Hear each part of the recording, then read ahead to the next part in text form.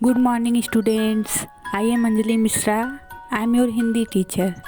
Now I am going to teach about a story called Himalay की बेटियाँ and the name of writer is Nagarjun.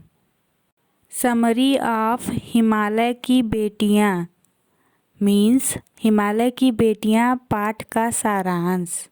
यह पाठ लेखक नागार्जुन ने लिखा है जिसमें उन्होंने हिमालय और उससे निकलने वाली नदियों के बारे में बताया है।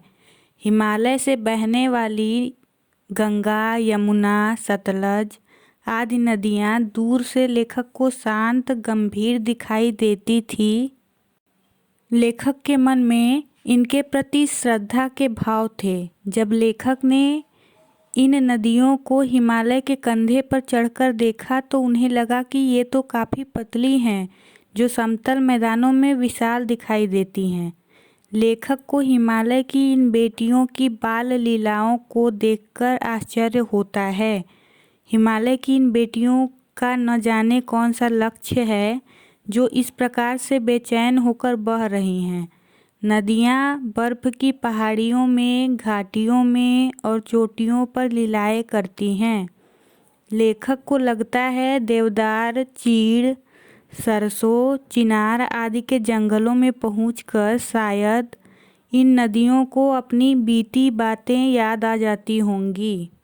सिंधु और ब्रह्मपुत्र दो महानदियाँ हिमालय से निकलकर समुद्र में मिल जाती हैं। हिमालय को ससुर और समुद्र को उसका दामाद कहने में भी लेखक को कोई झिझक नहीं होती।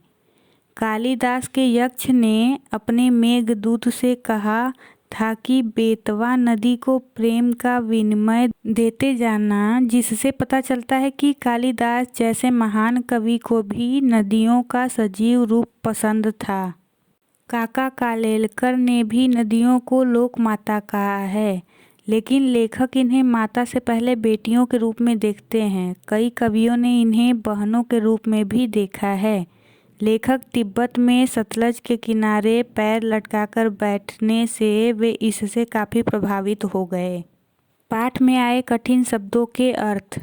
संभ्रांत का अर्थ है सभ्य, कौतूहल का अर्थ है जिज्ञासा, विस्मय का अर्थ है आश्चर्य, बाल लीला का अर्थ है बचपन के खेल, अधित्यकाएँ का अर्थ है पहाड़ के ऊपर की समतल भूमि, उपत्यकाएँ का अर्थ है चोटियाँ, लीला निकेतन का अर्थ है लीला करने का घर, यक्ष का अर्थ है कालिदास के मेघदूत का मुख्य पात्र और प्रतिदान का अर्थ है वापस। This video is over now.